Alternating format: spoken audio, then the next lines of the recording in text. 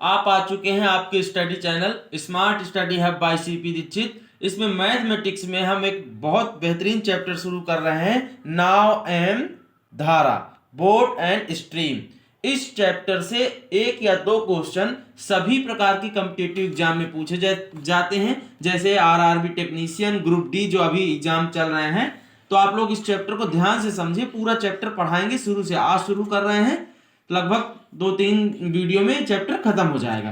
ठीक है, अभी आप समझेंगे इसमें धारा के अनुप्रवाह क्या होता है, डाउन स्ट्रीम।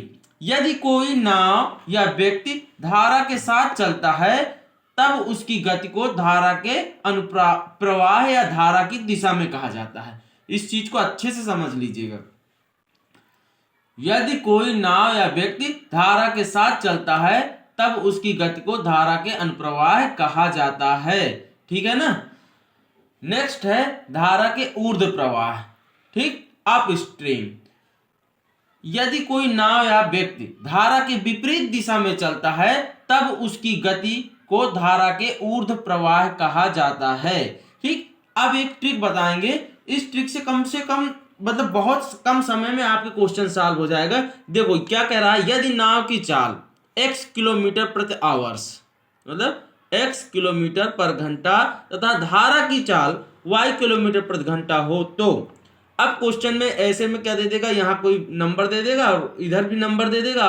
कब क्या कहेगा, अनुप्रवाह मतलब धारा की दिशा में नाव की चाल बता दो। तो जब धारा की हम दिशा में बहेंगे तो चालों में क्या होगा, योग होगा, x plus Y bracket kilometre प्रति आवर्स। यदि ऊर्ध्व प्रवाह में मतलब धारा की विपरीत दिशा में हो तो नाव की चाल क्या हो जाएगी, x minus Y bracket 1 kilometre प्रति आवर। अब आइए हम इसका देखेंगे क्या, एग्जाम्पल।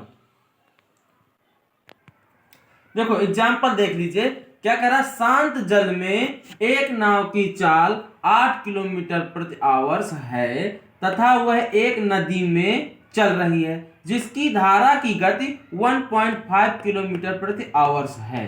तो अनुप्रवाह में, अनुप्रवाह मतलब धारा की दिशा में नाव की चाल क्या होगी। ठीक, तो हमने ट्रिक में क्या बताया था, जब अनुप्रवाह की बात हो